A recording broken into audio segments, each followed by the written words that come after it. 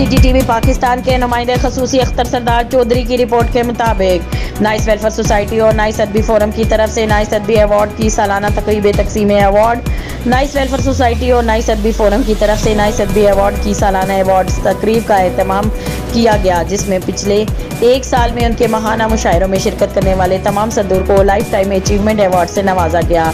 इलामाजी लाहौर की फ़ाल अदबी तंजीमों को फ़रोग़ अदब अवार्ड दिया गया और मुंतखब शोराए कराम को हुस्न कारकर्दगी अवार्ड भी दिए गए। किसी भी अदबी तंजीम को चलाना गोया नाखनों से कुआं खोदने के मुतरादिफ है, इसके लिए बस जुनून और लगन दरकार होते हैं। ऐसे में कोई आपके काम को सराहे, इसे अवार्ड से नवाजे तो इससे बड़ी बात भला क्या हो सकती है।